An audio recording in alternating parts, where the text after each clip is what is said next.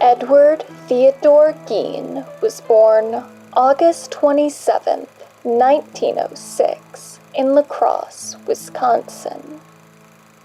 He was the younger brother by 5 years of Henry, and the final son of Augusta, a strict Lutheran woman from a large fundamentalist family, born and raised in the same city.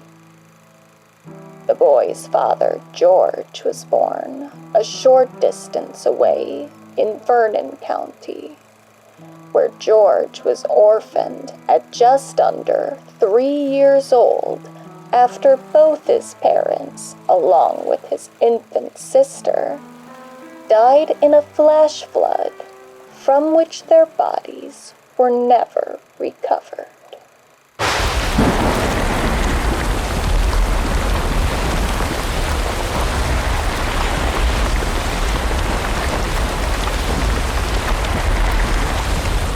For the most part, Ed would describe his upbringing as semi-typical, albeit unhappy, due to his family's poor financial situation, occasioned by his father's drinking habits and difficult job adjustments.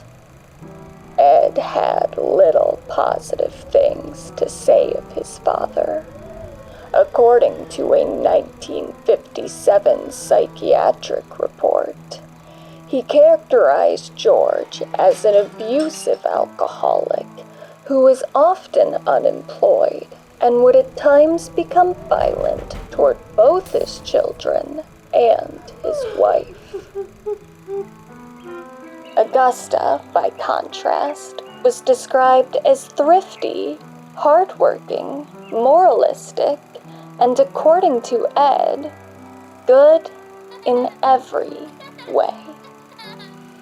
After running a meat market in La Crosse alongside one of Augusta's brothers, George's wish to be independent moved the family out of the city and away from everyone they knew around 1913.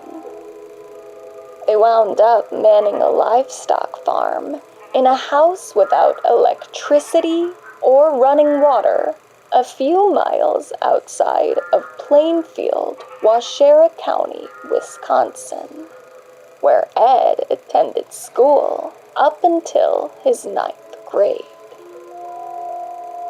Despite some evidence of bullying from other boys his age, he reported getting along well with classmates, joining them in recreational and social activities when time could be spared from the farm work, while he and his brother frequently attended dances, with Ed enjoying square dancing for a time.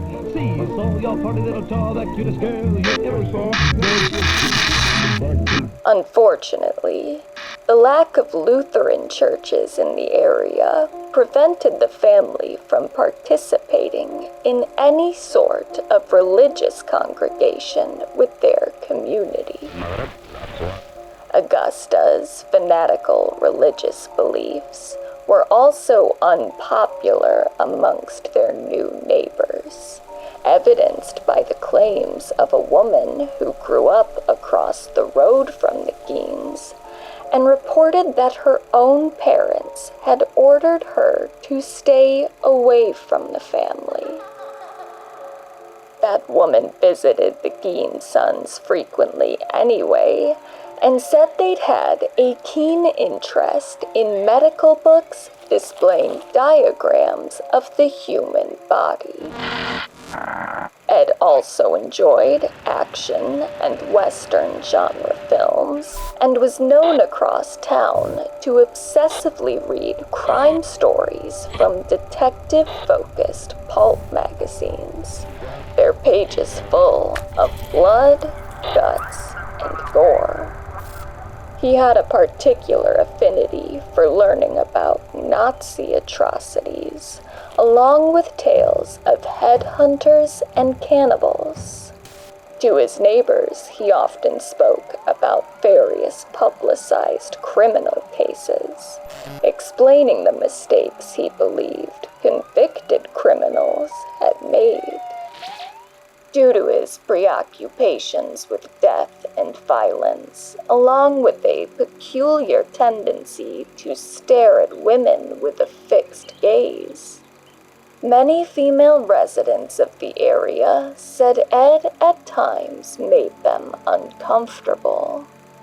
Some expressed feelings of guilt or embarrassment from this, as he was largely considered by the community to be harmless.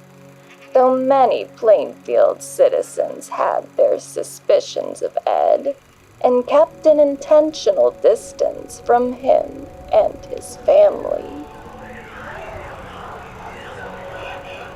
Despite this, his dating life wasn't completely non-existent. He told psychologists later on that he once almost found a woman to marry, but broke things off after learning she couldn't get along with her mother. He then claimed he almost fell in love with another girl, but found that she had many affairs with other men, causing him to declare that morality is pretty low in Plainfield.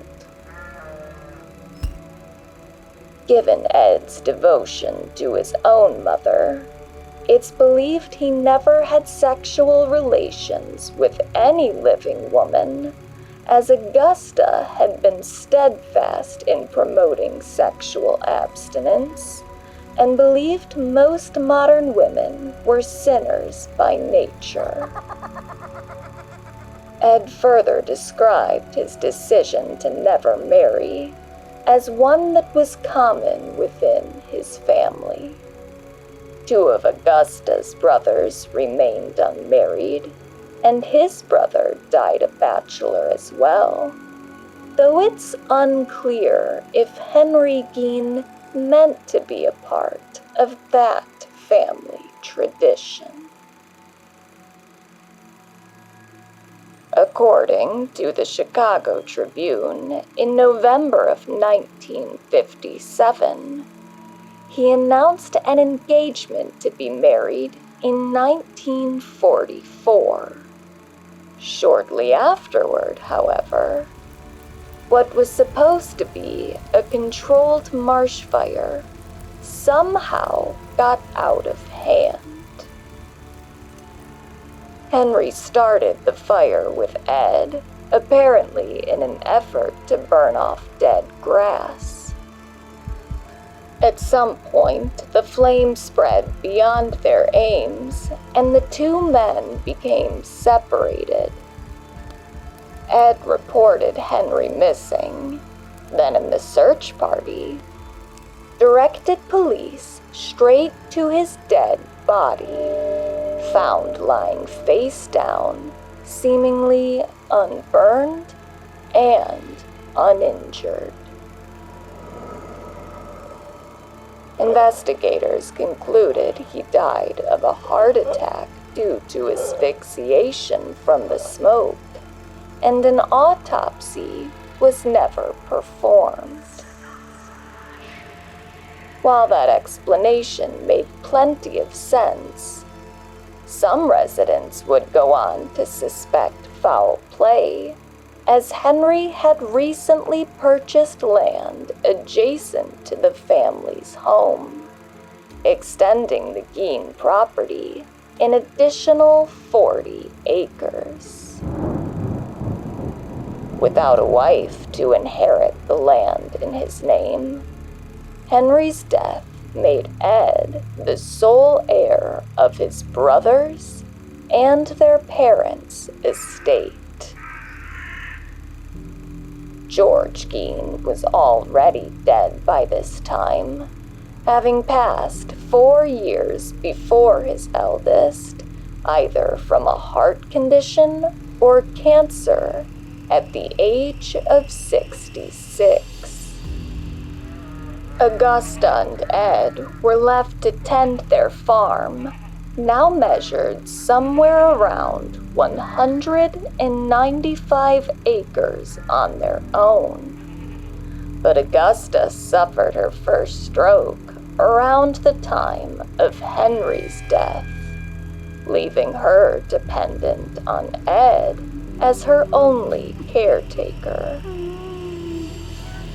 By the end of 1945, following a second stroke, Augusta Gein was dead, and Ed was completely alone.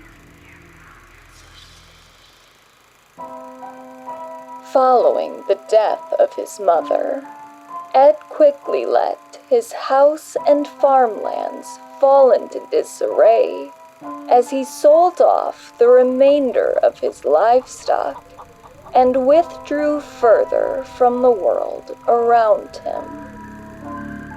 He made some half-hearted attempts at selling his property, but eventually settled to collect a small government subsidy for his many acres of untouched land through a soil conservation program. He seemed to make the rest of his living doing odd jobs for neighbors, with one of his most consistent gigs being as a babysitter for neighborhood kids. He socialized with children more easily than with adults, sometimes to an extent that made the children's families uncomfortable, with one woman claiming she even bought a TV to distract her daughter and prevent her from spending too much time with him. Yes, something was wrong. Very wrong. Now, gangbusters will broadcast a clue of a criminal still at large and wanted by the police. There appeared to be growing tension between Ed and other citizens of Plainfield.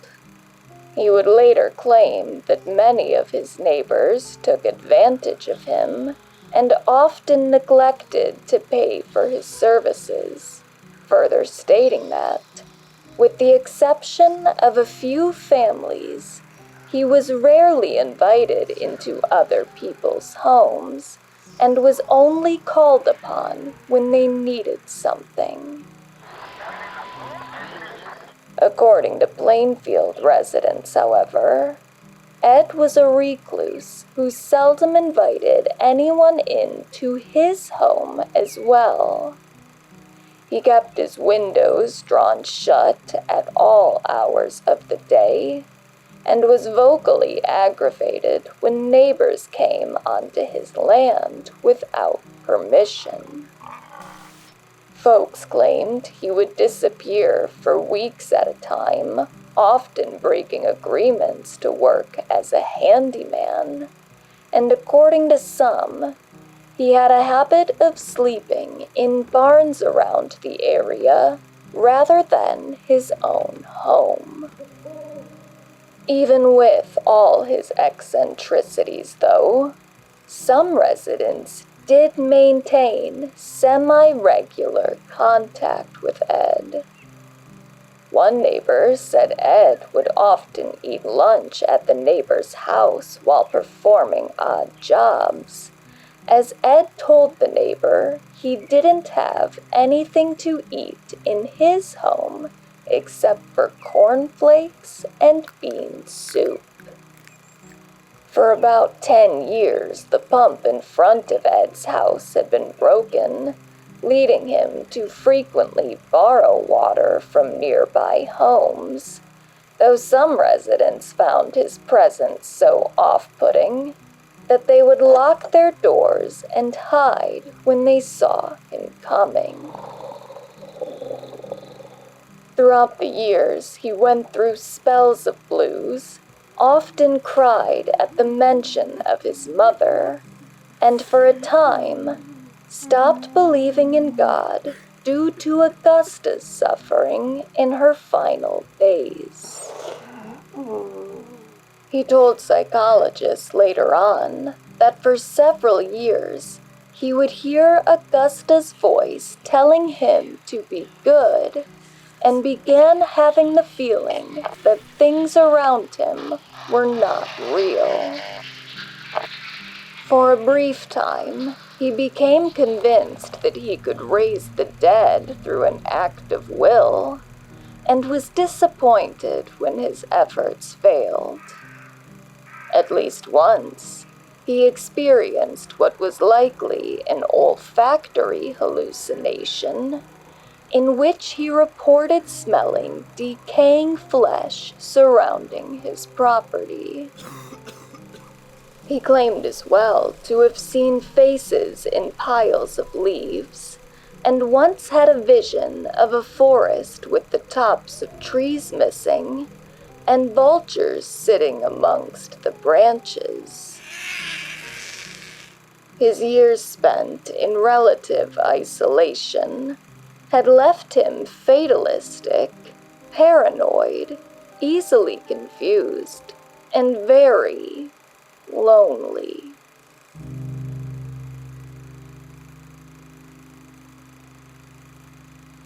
For a period of about 5 years, Ed allegedly made 40 moonlit trips to 3 local cemeteries while supposedly under a kind of daze.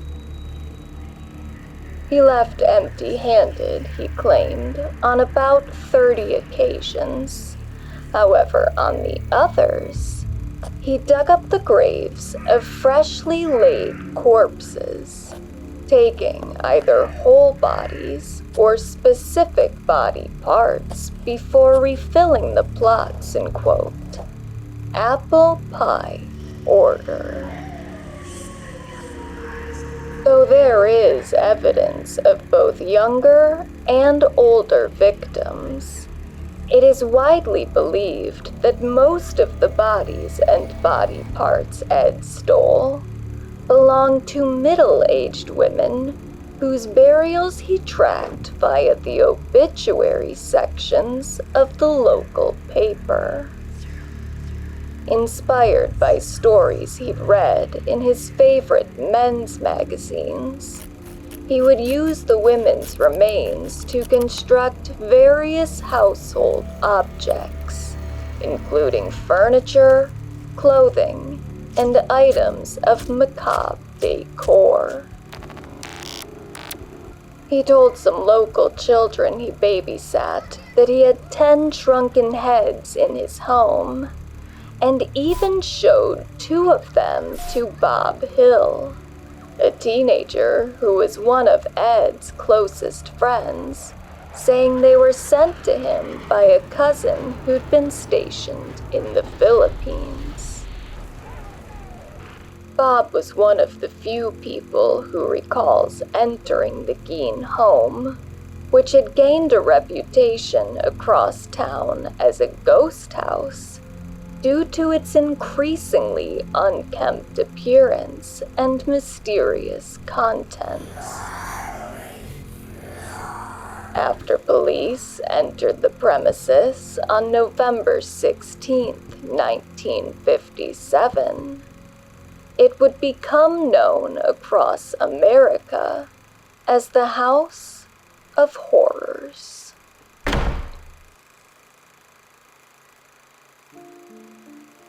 On that day, Frank Warden, a deputy sheriff of the Plainfield Police Department, returned home from a day of hunting to find his and his mother's shop had been closed for most of the day, and his mother had disappeared.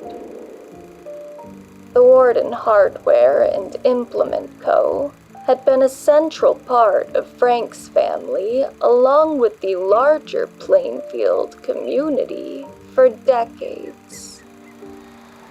Originally established as a small hardware store in one of the oldest buildings in town, it was bought by Frank's grandfather, Frank Conover, in 1917. Conover had moved to the area only a week prior, but he and his family were quick to become active members of their new town, eventually leading to Conover's election as president of the village in 1917. Leon Warden, a traveling salesman for International Harvester and Standard Oil, as well as the elected treasurer of Plainfield, was a younger, while equally ambitious man who in 1920 became the co-owner of a successful farm machinery firm in the area. Around that same time, Leon married a local post office worker named Bernice, a sharp-tongued and highly opinionated woman who also happened to be Conover's beloved daughter. Sometime between 1924 and 1926 then, Leon became his father-in-law's official business partner as the co-owner of their now shared farming implement and hardware company. Bernice gave birth to Frank in November of 1922, then a daughter, Miriam, in 1925. Leon became sole owner of the hardware store in 1929. However, a little over a year later, he died unexpectedly at 40, leaving complete ownership of the store to Bernice, a suddenly widowed woman raising 2 children of just 8 and 5 years old.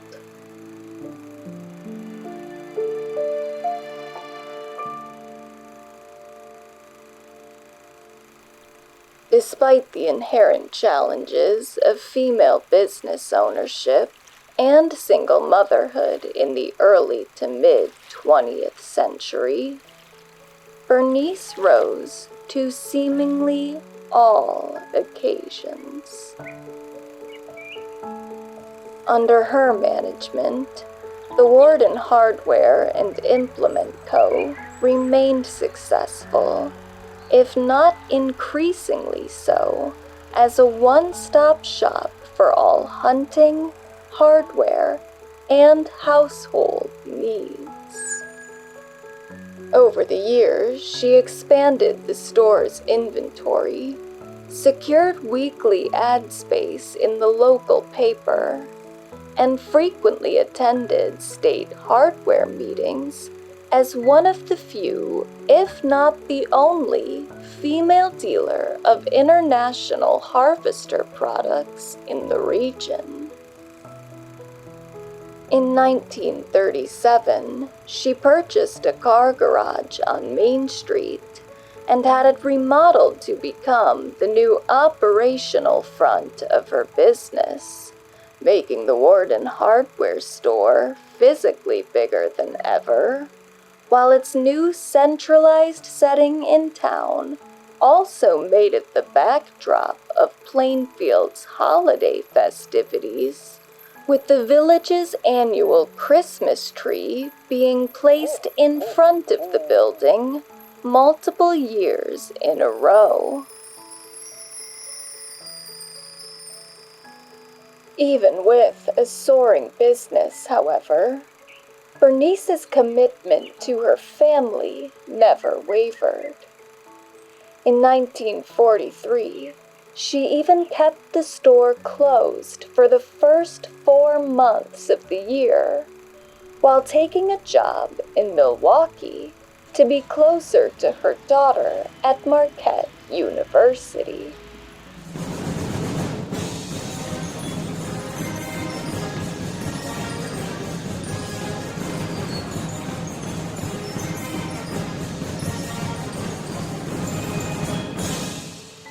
By 1949, she was joined in business by her son, who at some point would have a son of his own when Frank's wife gave birth to Frank Jr. Bernice hoped Jr. would someday join her and his father in the family business, but that dream was killed when she was shot in the back of the head, roughly 7 hours before her son discovered her blood sitting on their shared hardware store floor.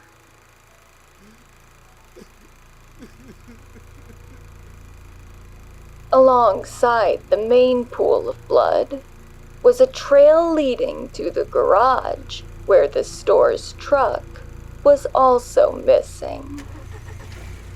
The cash register was gone too, but a sales sheet of the day's business remained with only 3 entries. The last was for antifreeze, a product Ed Gein had checked the price on the day before when he asked Frank if he'd be in the woods the next morning for the first day of open season. Ed likely wanted to know when Bernice would be in the store alone, as he had been pestering her to go on a date with him. Immediately upon discovering her disappearance then, Frank called Sheriff Arthur Schley and told him that Ed Gein had taken his mother. Officers from throughout Waushara and its neighboring counties quickly flooded into Plainfield. The first pair arrived on the Gein property around 7 p.m., where their only real discovery was that Ed Gein wasn't home.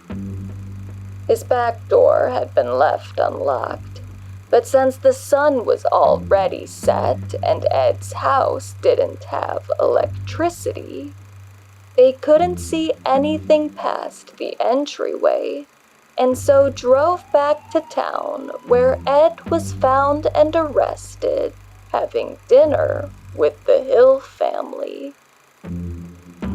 Bernice's body had yet to be discovered, but news of her murder had already spread throughout Plainfield, alongside whispers of Ed's name. Police were so worried about a potentially violent response from townsfolk that Ed was made to lie on the car floor during the drive to the station. At roughly the same time, about an hour after the first pair of officers, Sheriff Arthur Schley of Waushara County and Captain Lloyd Shepoyster of Green Lake County arrived on Ed's land.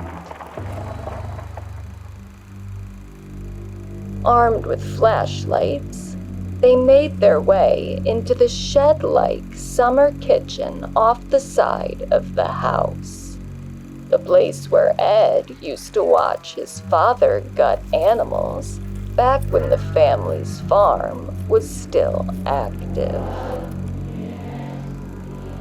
It was there that Arthur Schley saw Bernice Warden's body, decapitated and dressed out like a deer, hanging from the rafters by her ankles.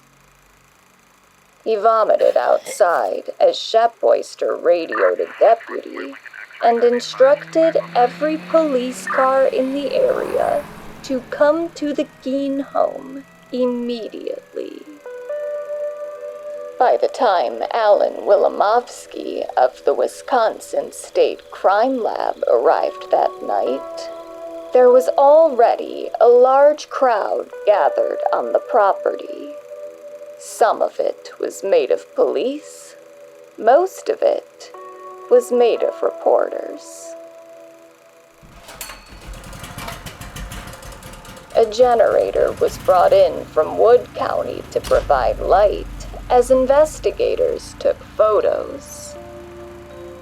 Ed Gein's house was littered with trash, piles of clothing, stacks of old newspapers and magazines, and disembodied human remains.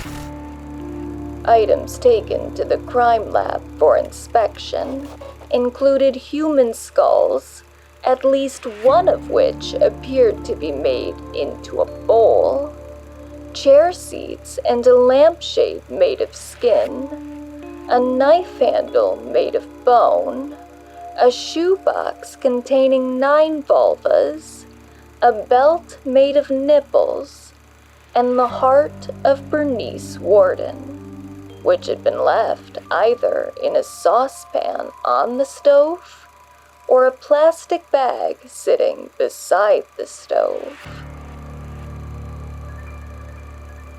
Bernice's head was found in a sack shoved between 2 mattresses, with nails sticking from her ears and a string connecting them as if she was an ornament. The only part that was never located was her liver. Ed either found some way to dispose of it in the few hours he had with her body, or it got lost amongst every other piece of flesh found on his land, most of which came from unidentified owners. At least one other body part did manage to escape anonymity, though. Behind Ed's kitchen door, a deputy searching the home found a paper bag containing a death mask Ed had made from the peeled skin of Mary Hogan's head.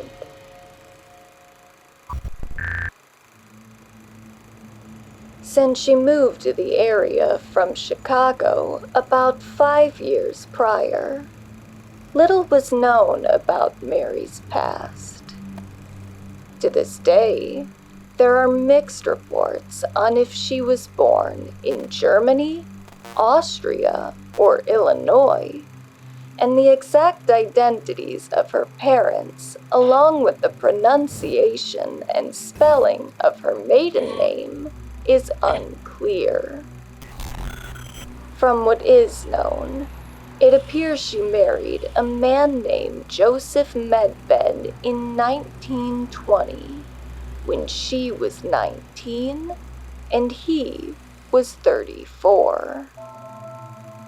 Their recorded wedding date sits suspiciously close to the birth date of their child, but the couple's union, along with their positions as parents, were both short-lived. By December of 1925, Joseph was granted a divorce after Mary deserted him 3 years before for unknown reasons.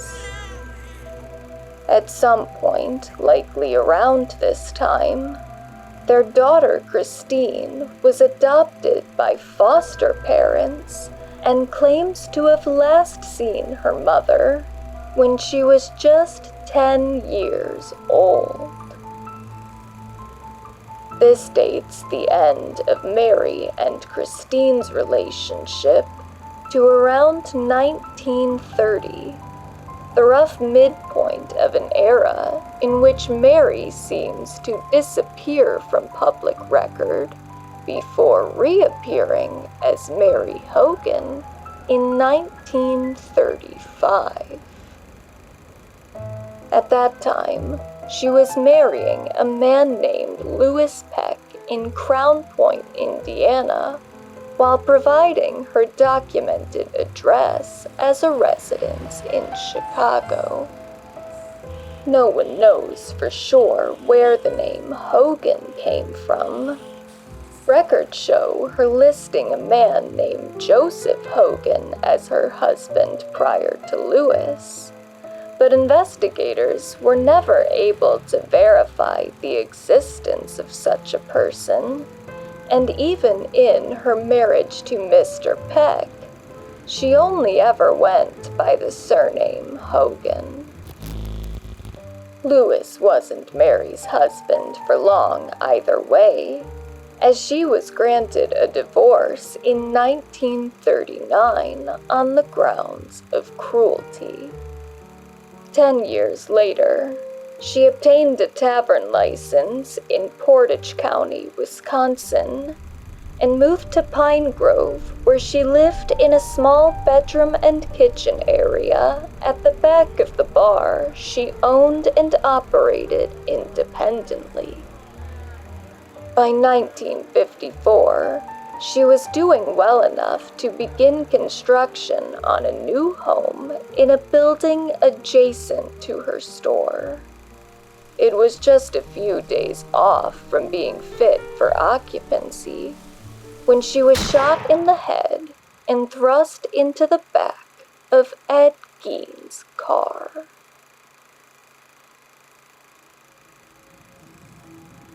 Seymour Lester, a man who barely knew Mary but had been to the tavern a few times and lived a mile down the road, unintentionally discovered the crime scene when he stopped by Mary's store in the hopes of buying ice cream for his daughter who was sick with the flu.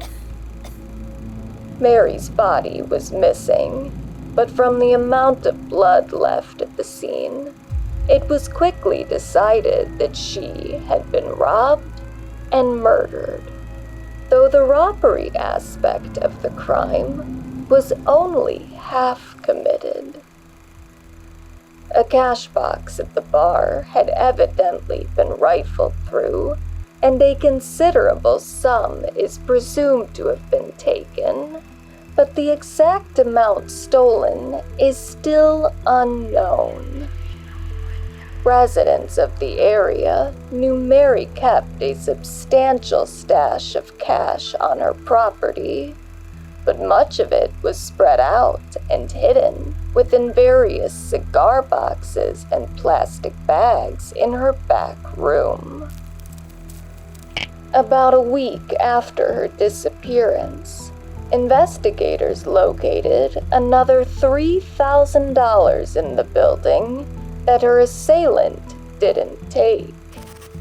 Simple theft, then, was likely not the primary motive for the crime, but Mary's death happened to coincide with a few other instances of armed robbery in the area.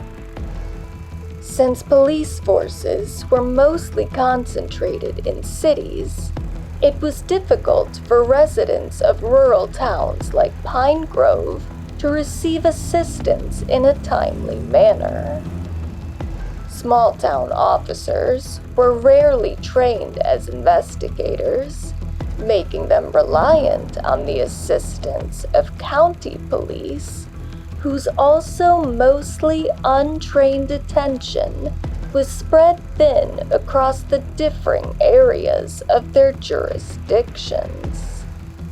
There was an increasing sense of helplessness on country roads, stoked by an increasing focus on crime in the media, exacerbating feelings of lawlessness. News articles reporting on Mary's disappearance indicate a panic amongst locals, fearing that what happened to her could also happen to them.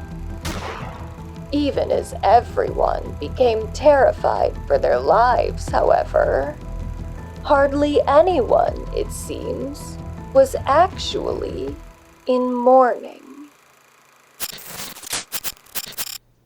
Mary's murder was presumed upon immediate review of the crime scene, but there doesn't appear to have ever been an obituary published in her honor, nor were there any reports of a memorial service. To this day, Mary Hogan lacks a proper gravesite. The peeled skin of her face comprises the only identified remains of her body, and it sits in an unmarked spot in Plainfield Cemetery amongst every other piece of human found on Ed Gein's land. With the exception, of course, of Bernice Warden, whose body was put back together well enough for her family to have an open casket funeral.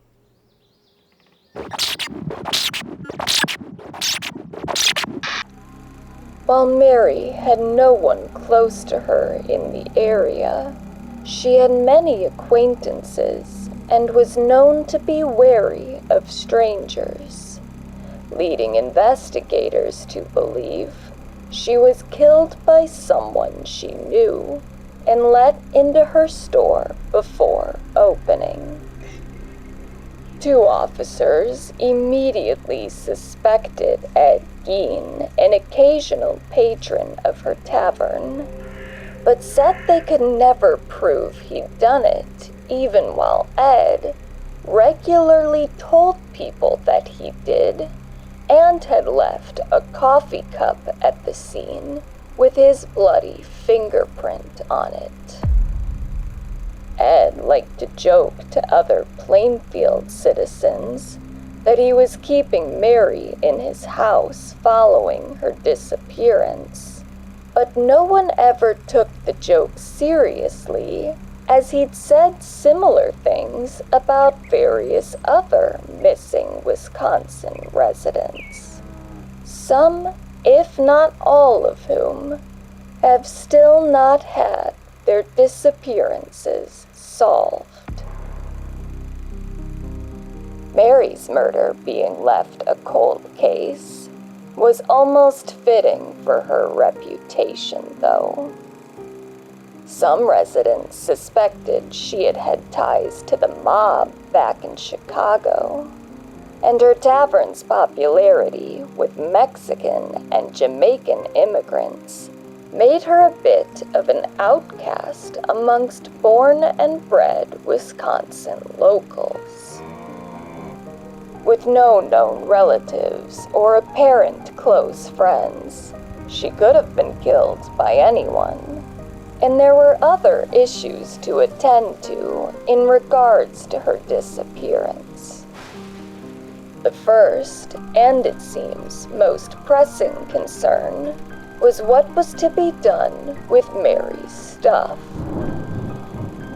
10 days after she went missing, Township Supervisor and volunteer deputy on the case, Bernice Warden, was made the receiver for Mary's business and estate. Less than 6 months later, her tavern was in the hands of fellow deputy Henry Sherman, who would use the space to open a malt beverage shop. That new ownership was established while county officials claimed to be under the assumption that Mary had no living relatives to inherit her property. This is a somewhat dubious claim, as it would later be revealed that Bernice, while investigating Mary's past, had uncovered a sister living in Universal, Indiana. It's unclear when he made that discovery, along with if he or anyone else attempted to contact the sister, but it doesn't really matter, since 3 months after Henry took control of the tavern, another relative of Mary's would make their existence publicly known.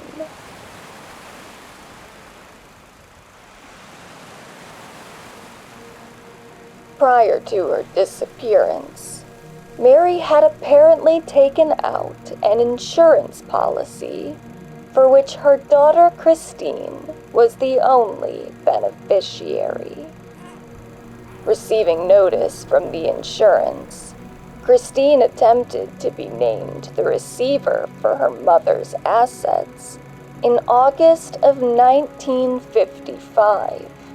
However, in January of 1956, Mary's personal possessions were sold off in a public auction, while Velas continued controlling the estate. Christine wouldn't inherit anything from her mother until after Mary was pronounced dead in 1961, 7 years after she'd been missing, despite Ed Gein having confessed to her murder in a little less than 3 years. Deductions of various debts and administrative fees brought the value of the estate down to about 2/3 the size it had been. But if Christine was upset about the legal process regarding her inheritance, or thought any county officials had acted inappropriately, it was never overtly publicized. Her main priority, it seems, at least prior to November of 1957, had just been finding her mother. Though most presumed Mary to be dead, her daughter took the news that she'd spent the last 5 years in Wisconsin as an optimistic lead. She began a 2-year-long search for her mother that only ended with the discovery of Mary's face in Ed Gein's farmhouse, a horror that at least came with a consolation prize of $6,359.85.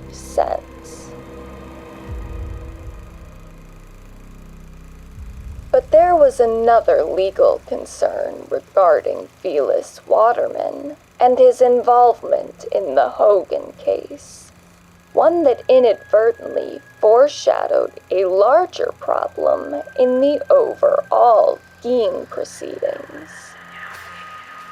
When Seymour Lester first came upon Mary's crime scene, he drove to a nearby home where the owner called Felix, who in turn contacted County Sheriff Harold Thompson.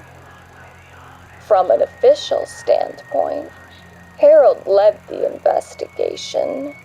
However, due to a lack of trained officers in the area and the increasing anxieties of townsfolk fearing a killer, he had Velas sworn in as a deputy to assist him. Velas then sent the county an invoice to pay the wages for his time spent as a proxy detective, and though the district attorney at the time approved his payment, the DA who took office shortly afterward challenged the claims while citing a state law barring township supervisors from holding the position of deputy.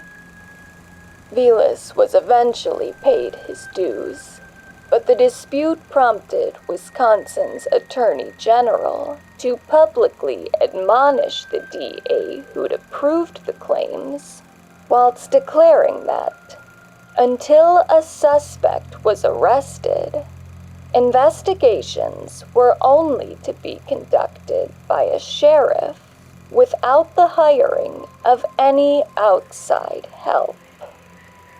This statement itself was perhaps a bad omen for the Gein case, as the sheriffs of the area, in general, did not know what they were doing.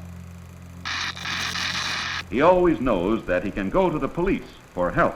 How different from the countries in which the people fear their police. Around 2 a.m., November 17th, 1957, roughly 6 hours since the discovery of Bernice Warden's body, Sheriff Schley arrived back at the station where Ed Gein was being held. He asked his deputies if Ed had confessed to anything, to which they replied, "Not too much." Schley then grabbed Ed by the shoulders and slammed him against the wall until multiple officers had to pull him off. This excessive force, along with the fact that Ed had not been informed by police of his right to an attorney, would cause his later confession at the Wisconsin State Crime Lab to be deemed inadmissible in court. The fact that police began searching his home without consent or a warrant almost suppressed the entirety of the evidence found on his property as well, including the body of Bernice Warden, which was the only evidence that Ed had killed her. Luckily, the final judge on the case ruled that the missing status of Bernice allowed there to be an exception to normal search and seizure laws, only in regards, however, to what was found the night of Bernice's murder. Everything found and taken to the crime lab in the days which followed would not be admitted by the court, despite those items making up a majority of the evidence.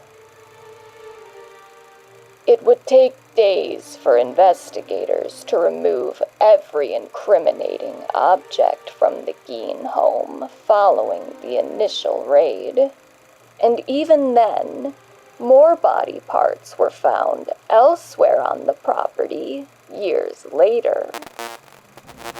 A primary difficulty for police in their entrance was that the house was so severely cluttered and unclean, human remains could easily be overlooked in the greater mess.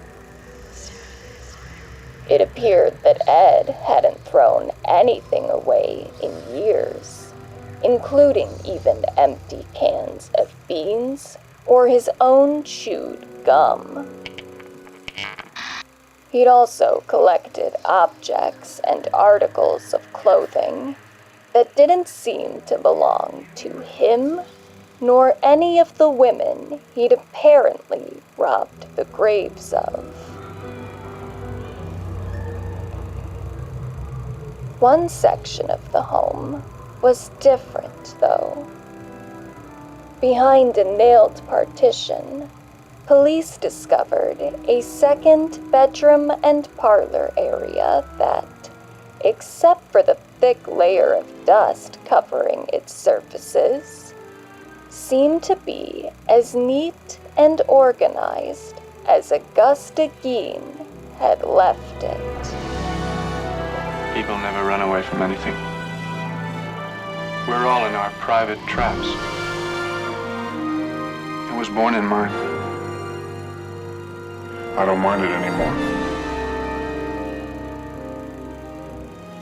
Mistakes made by the Waushara County Police were practically unavoidable, as none of the investigating officers had any experience dealing with crimes like those of Ed Gein.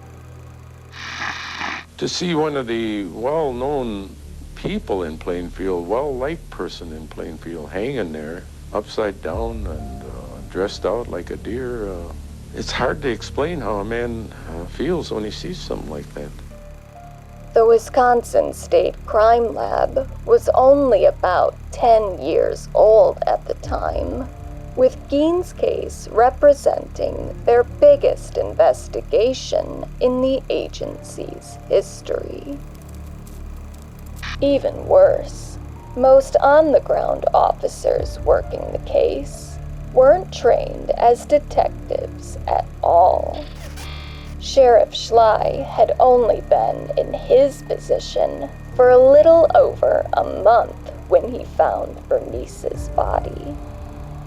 Before that, He worked in transportation with no background in law enforcement, but was appointed sheriff after the previous man in the role stepped down, complaining about getting calls too late into the night.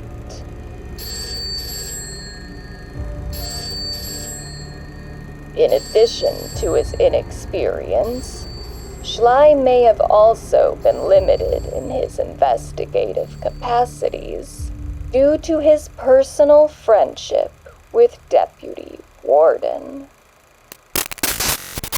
Frank's mother, Bernice, had been a popular member of their community, even being named Citizen of the Week by the Plainfield Sun about a year prior to her death. In a village of less than 700 people, 311 names were signed in the guest book of her funeral, while every local business closed for an hour during the service, and money was collected across town to create a stained glass window in Bernice's honor at the Methodist church she used to attend. All of Plainfield, including its police, were in an intense period of mourning, not just for Bernice, but for the town's very identity, as big city journalists rushed to the scene and reported on depravities found in a village residents once felt safe in. It didn't help that investigators were dealing with a particularly difficult suspect. While under interrogation at the crime lab, Ed was frequently evasive, at first denying the murders of both Bernice Warden and Mary Hogan, until he was made aware of the fact that police had found the women's identifiable body parts in his home. After that, he claimed to have large deficits of memory around the killings, and at times said shooting the women in the back of the head had been an accident. He talked more freely about his ventures in grave robbery, quickly giving authorities a list of 9 graves that were allegedly broken into, though there was disagreement amongst police and city officials as to whether any grave should be exhumed in the investigation out of concern for potential victims' families. District Attorney Earl Killeen was open as well about the county's intentions to only investigate and charge Ed with the murder of Bernice Warden. Washera didn't have the jurisdiction to charge Ed with the killing of Mary Hogan, and the crime of grave robbery carried a lesser sentence that law enforcement didn't think was worth the effort to pursue. A full investigation into those claims was deemed unnecessary, but eventually, 2 graves were opened. One had been looted for an entire body, the other for assorted body parts, where select bones had been returned and scattered on top of the victim's casket. This was taken as confirmation that Ed had been truthful in his claims, leading to the presumption that, besides those of Mary Hogan and Bernice Warden, all the body parts on the Gein farm must have come from local cemeteries, despite more body parts being found than a list of 9 graves and 2 live victims could account for. There are multiple other suspected victims of Ed Gein. However, one major problem with the investigation was that Ed's alleged crimes crossed multiple county lines, and a recent law passed in 1955 required local governments to cover half the cost of investigations their county sent to the state crime lab in Madison. Likely uninterested in footing any of the bill that was increasing with every object removed from the Gein home, county officials outside of Waushara backed out of their involvement in the investigation almost immediately. It made little difference anyway, since by the end of November, Ed was sent to Central State Hospital for the criminally insane to receive a 30-day psychiatric evaluation. On January 6, 1958 then, it was ruled that his diagnosis of schizophrenia left him unable to stand trial, sending him back to Central State for an indefinite stay, and meaning that, for over a decade, Ed Gein was found neither guilty nor innocent, just insane. We all go a little mad sometimes.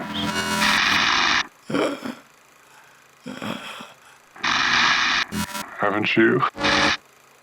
Residents of Plainfield bemoaned the decision, believing justice had been evaded by the ruling over Ed's sanity. But he was locked up in a hospital, most likely for life, which was good enough for the police. On January 8, 1958, about a month and a half after the discovery of Bernice Warden's body, District Attorney Colleen formally asked the crime lab to stop their investigation of Ed, as the county could not afford to pay for their services.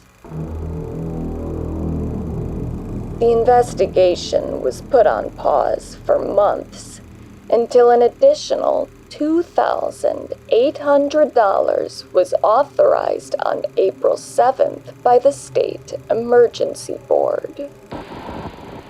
Since there was no trial on the horizon, however, the intended scope and goals of the investigation were unclear, and Plainfield, by that point, was eager to move on from their tragedy.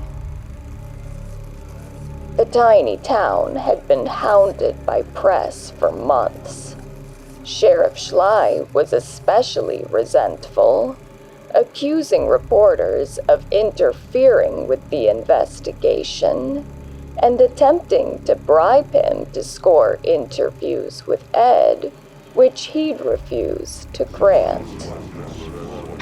Colleen gave multiple statements to media outlets initially, including a claim that Ed appeared to be involved in cannibalism due to the heart found on or near his stove. Ed later said he was planning to burn the heart only as a method of disposal, not to eat it. But allegations of cannibalism soon took hold across the county, and Colleen was quickly barred from speaking with the press further. With law enforcement refusing to speak with media outlets, journalists sought out Plainfield residents to provide any information on their recently arrested neighbor. After about a week, though, even average citizens remained tight-lipped. The town desperately wanted to be remembered as something other than the home of a monster who killed and/or violated the bodies of people they loved. Plainfield Postmaster Harry Walker even began lobbying for a special stamp that would credit Plainfield with the conservation of the prairie chicken in an attempt to associate the town with a more positive image.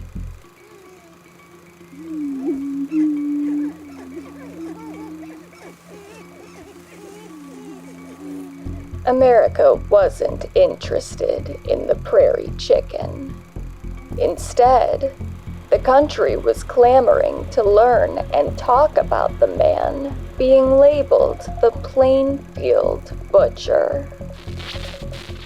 Wisconsin residents outside of the affected areas were especially fascinated by the case as one of the first, but not the last, true crime stories in the state to grab national attention. Examples of jokes about Ed Gein's crimes, at the time called Geiners, were then collected and categorized in a 1959 article by Dr. George W. Arndt, a forensic psychiatrist and Wisconsin local, who claimed the joking was so common that it could be considered a mass repetition compulsion. There once was a man named Ed who wouldn't take a woman to bed. When he wanted to diddle, he cut out the middle and hung the rest in the shed.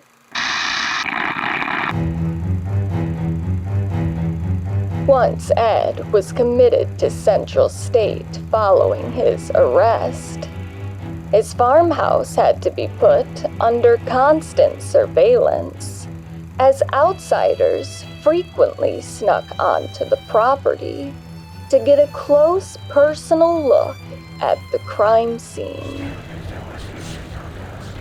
One officer stated that groups of college students had become determined to throw beer parties inside the home, something that Waushara County, with its limited faculties, was helpless to stop without an inordinate amount of money being spent on round-the-clock guards. By early March of 1958, it was announced that the House of Horrors, its 195-acre land, and various possessions of Ed Gein were to be auctioned off at the end of the month on Palm Sunday.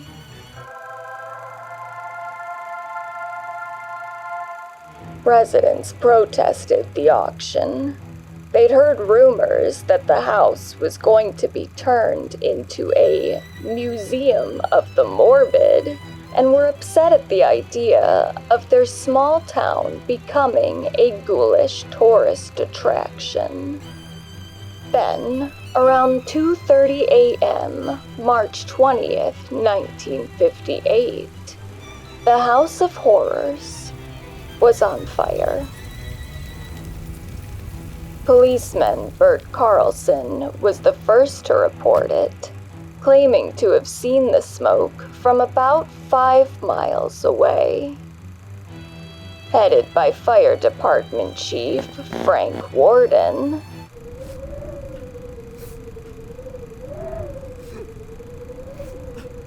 Plainfield firefighters allegedly took the north route to the property, recognized by locals as the long way.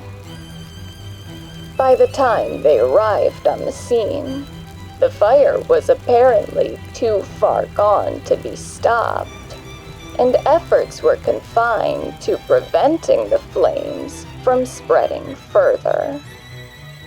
In the end, 5 buildings close to the house were left standing, but the Gein family home was burned completely to the ground.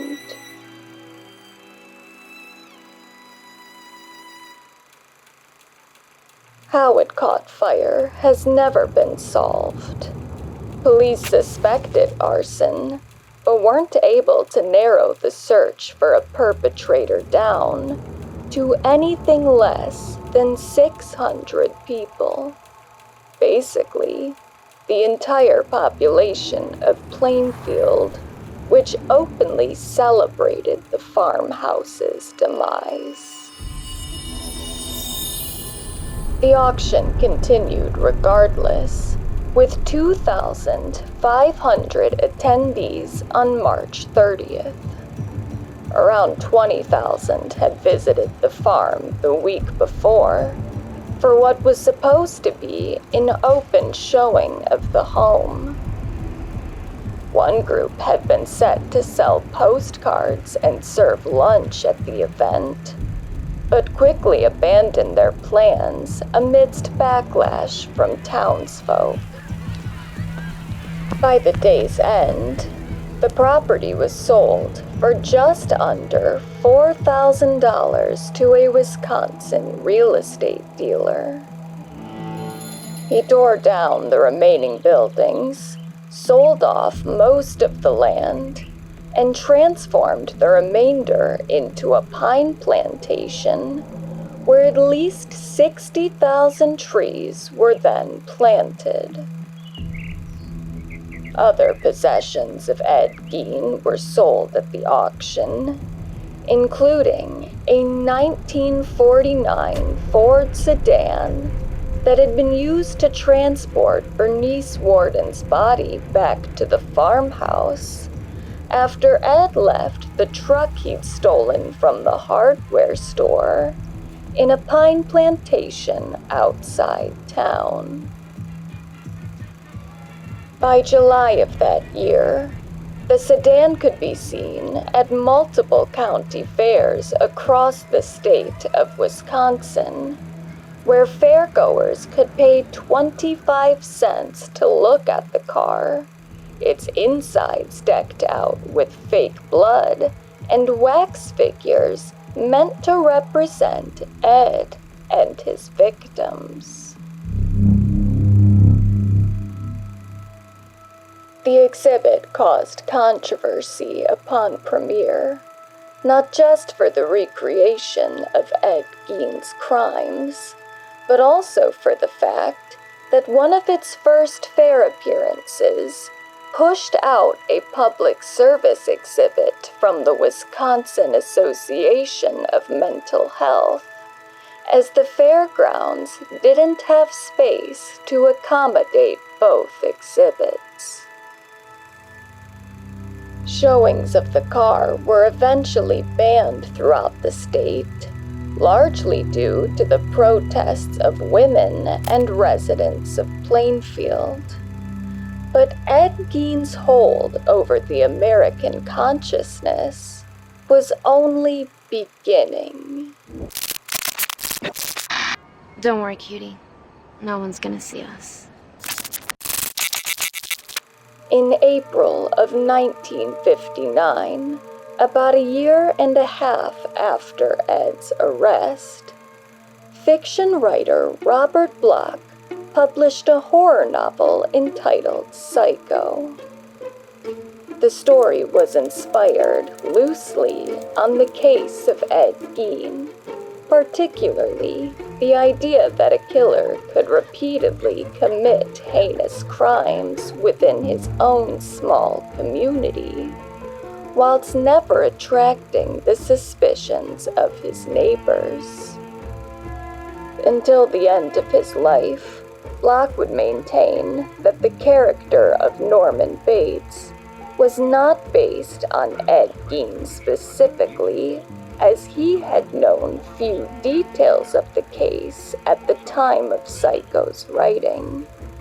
But there were overlaps in how Block characterized the fictional Norman, and how the media chose to report on the real Ed's speculated pathology.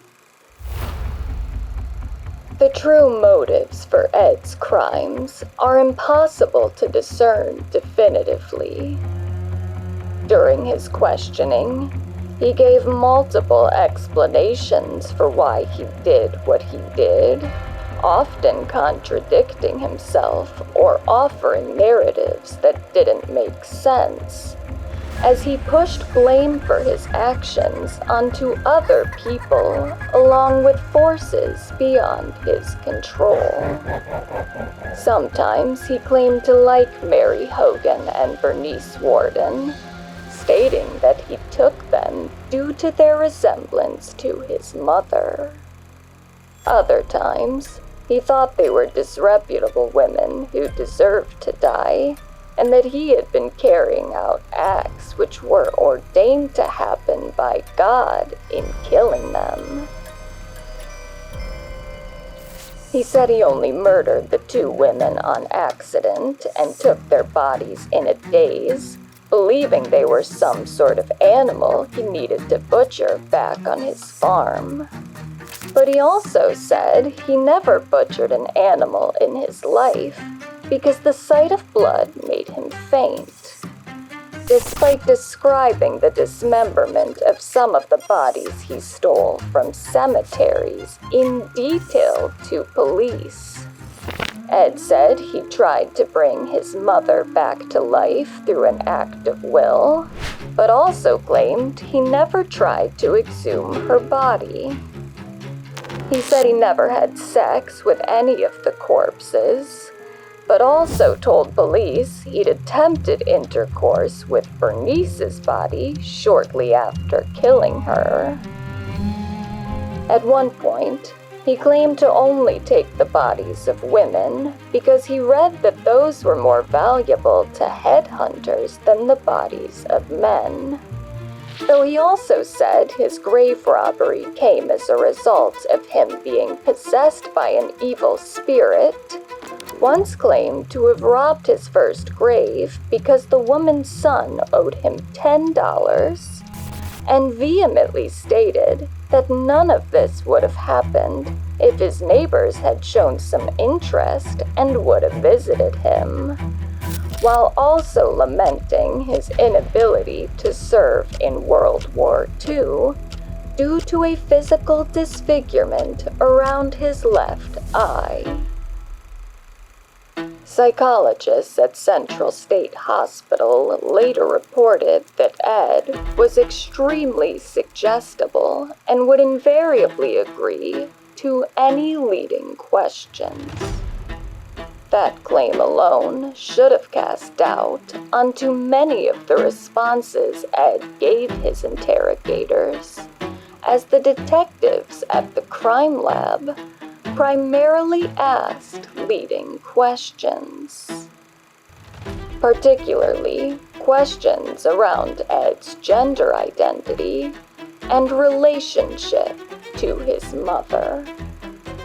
While he made many different types of objects from the skin and bones of his victims, the creations of Ed Gein that interested investigators and the public the most were the death masks made from multiple women's faces, along with one best-looking piece made from the torso of an unknown woman.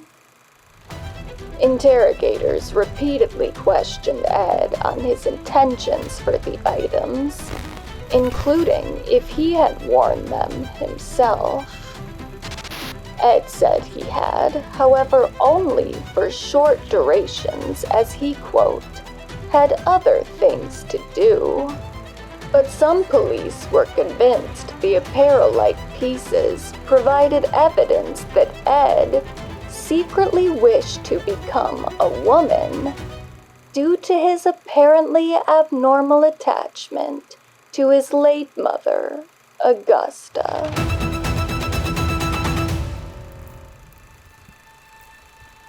Some media outlets latched onto this depiction before Ed even underwent a psychiatric evaluation.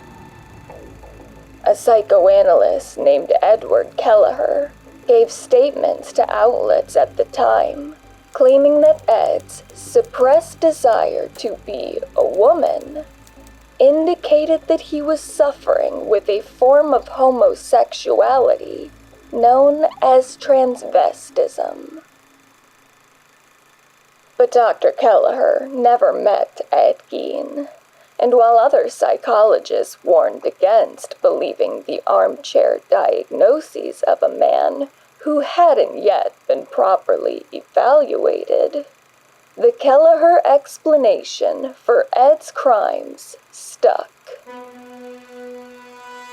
When Alfred Hitchcock transformed Robert Bloch's novel into one of the most successful and influential horror films of all time, countless moviegoers saw the fictional Norman Bates, a character literally possessed by the memory of his mother, mercilessly attack his victims while dressed as a middle-aged woman, and permanently deemed Ed Gein the real-life psycho. Other massively influential horror films of the mid to late 20th century would continue incorporating and adding to the cultural mythos of the Gein crimes.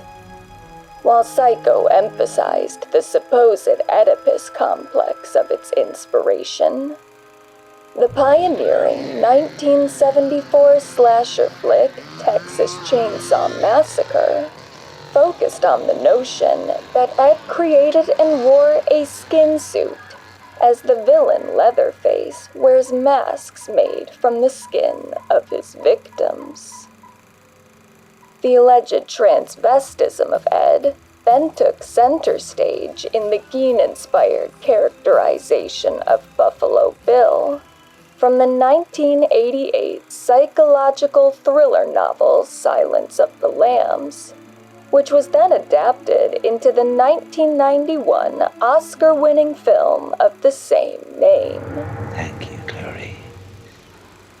Thank you.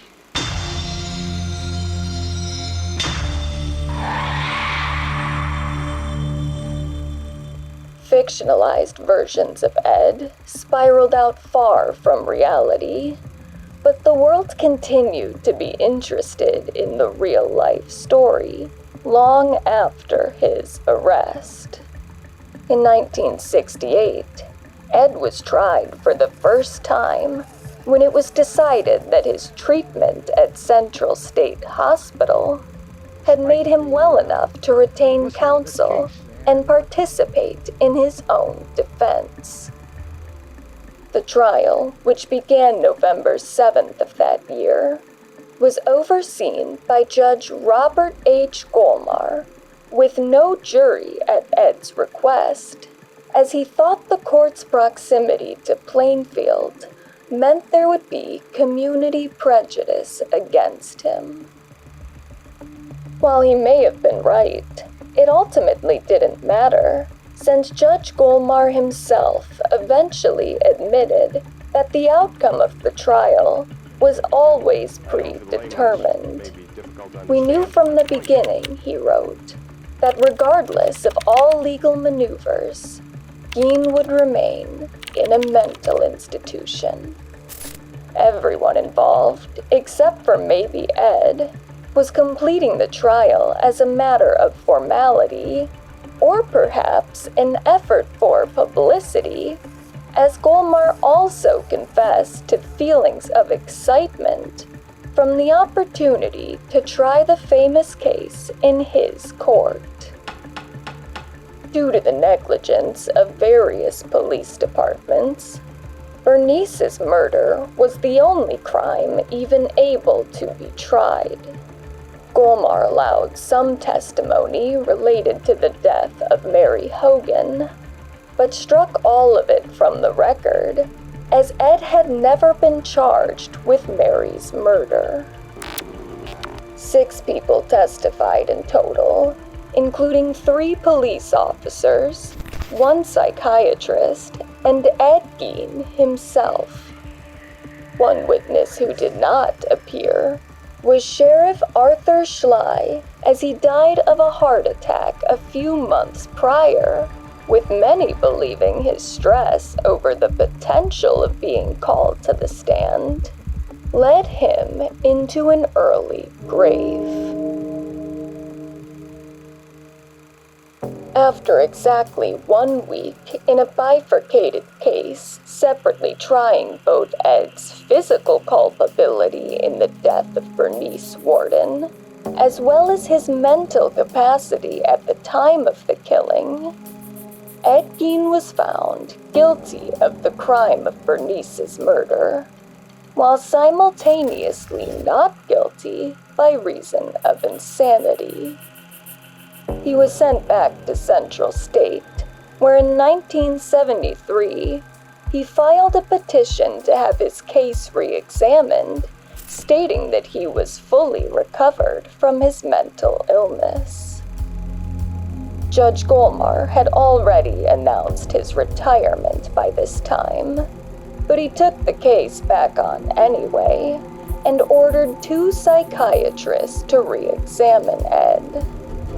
He decided soon after that Ed had made little progress and must remain at the hospital, but it wasn't an unproductive effort on the judge's part.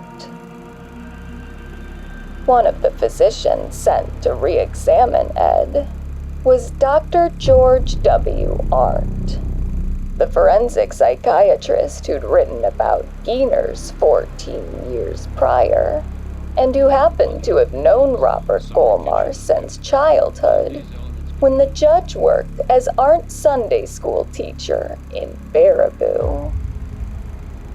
Arndt then worked closely with his former teacher during the writing of Golmar's 1981 book, Edward Gein, America's Most Bizarre Murderer.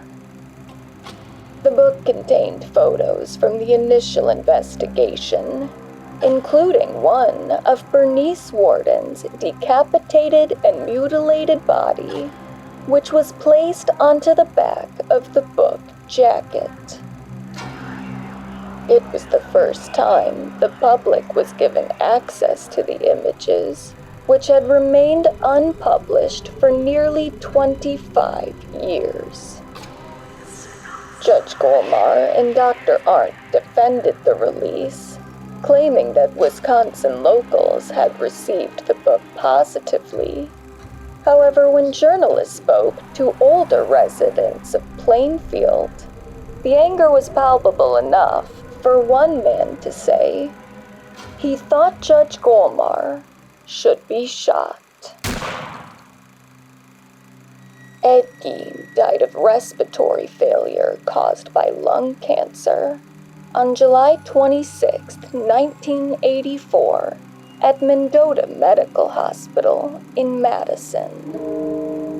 He was buried between his mother and brother in Plainfield Cemetery, where his headstone was regularly vandalized until the year 2000, when it was stolen and found in Seattle on the Angry White Males Tour. The tour was organized by a man named Shane Bugbee, who had been advertising his possession of the piece on the tour's website, where he was selling charcoal rubbings of the stone. It got taken by the police, brother. Seattle police came in and took it, and they think it's the real stone. And I say it's probably just an exaggerated piece of artwork. It was not an exaggerated piece of artwork, which Bugbee clearly knew, as he had taken it out of the ground himself. He later claimed to have believed he was sparing the loved ones of Plainfield's dead from having to encounter Ed Gein fanboys congregating in the village cemetery, And to his point, even once it was confiscated by the Seattle PD, it was never returned to its proper spot due to the risk of continued vandalization and theft. I think we're just really upset and really sick of all of it. People want to know about them, that's fine, but coming in and destroying our property is wrong. A lack of headstone, however, hasn't stopped the Plainfield Cemetery from becoming a true crime tourist hotspot.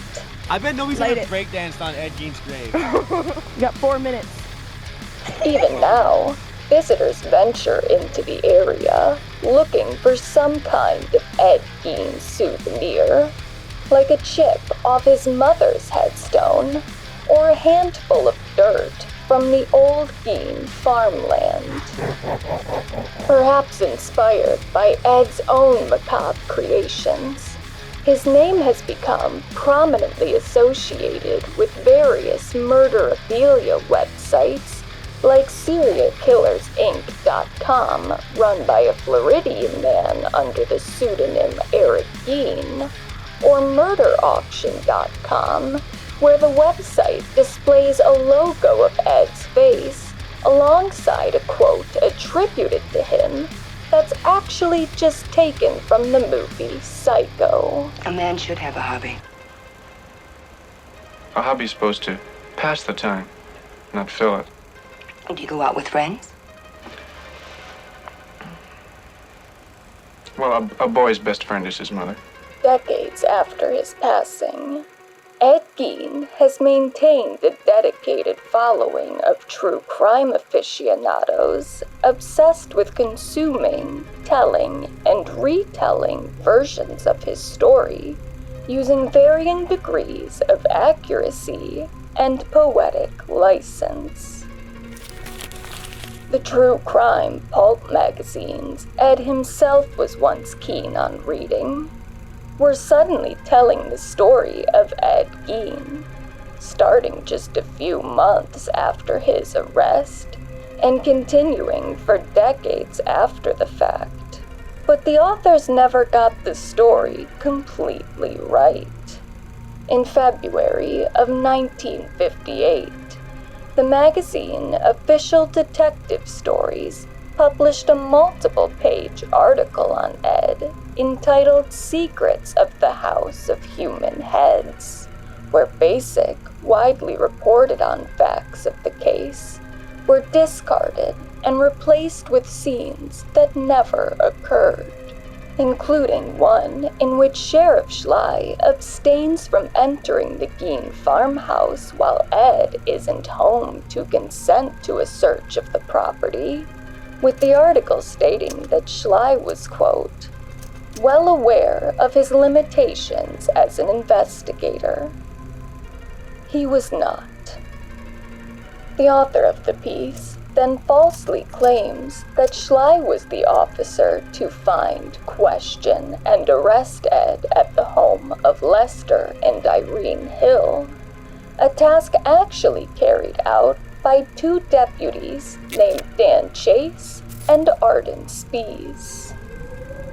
The truth is then distorted further with the claim that, instead of taking his suspect directly to jail, Schley took Ed back to the farmhouse, where the sheriff was then invited inside to discover Bernice Warden's mutilated body. According to the article, Ed walked by the corpse casually, as if nothing were hanging there. But in real life, that never happened. Much of the piece could easily be disproved simply by referencing news reports from just a few months prior. But the writer mixes fact with fiction so haphazardly that a non-skeptical reader, unfamiliar with details of Ed's crimes, wouldn't be able to parse what's real and what's been created for dramatic effect. Such problems have continued in retellings of the case, like in a Gein-inspired cover story written for Weird Trips 20 years later, which claimed that Ed was found at a neighbor's house the night of Bernice's disappearance, not by the two officers who actually arrested him, nor by Sheriff Schley as official detective stories claimed, but by Frank Warden, immediately after discovering the evidence of his mother's murder. The piece then offers dialogue between Frank and Ed that never took place, and while it does stay true to real-life events in the admission that Schley entered Ed's house without its owner present, the Weird Trips version of the sheriff discovering the crime scene presents him as if he entered the house alone, and most notably, saw Bernice's body for the first time while flicking a light switch on the wall of a house that in real life did not have electricity. Little details of the Gein story change with every new iteration, but one thing remains consistent across almost all of its different versions. Whatever kind of killer Ed Gein became, whatever he said, whatever he did, and whoever he said and did it all to, most people agree that the true blame for Ed's crimes doesn't fall onto little Eddie himself. He might have made monstrous objects from the parts of real human beings. He might have claimed to use those stolen bodies in an effort to bring the dead back to life. But ghoulish inventions and a righteous belief in one's own ability to resurrect the dead aside, to many, Ed Gein isn't the Dr. Frankenstein of this story. He is merely Frankenstein's monster, a product of his truly monstrous creator, Augusta. Without evidence or a single corroborating source, Augusta Gein has been accused of pushing Ed down a flight of stairs, chastising her children for attempting to make friends, pouring scalding hot water onto Ed's penis, and verbally abusing and controlling the entire Gein household throughout Ed's troubled life. She is the reason Ed did what he did, through her coddling, her religious fervor, her internalized misogyny, and somehow also her misandry. It was because of her that Ed wanted to become a girl due to her hatred of men, yet also because of her that he hated women enough to kill and dismember them repeatedly due to her hatred for the modern woman. Even if Ed said his father was abusive toward their entire family, to most Gein biographers, that abuse was only a secondary trauma, not nearly as important as the idea that Augusta pushed her husband into becoming violent through her overbearing ways, and manipulated her youngest child into loving her so much that he turned to homicide and grave robbery as a coping mechanism after her passing. Ed Gein is a confirmed murderer, a possible cannibal, and at least an attempted necrophiliac. But Augusta Gein is something far worse. His mother.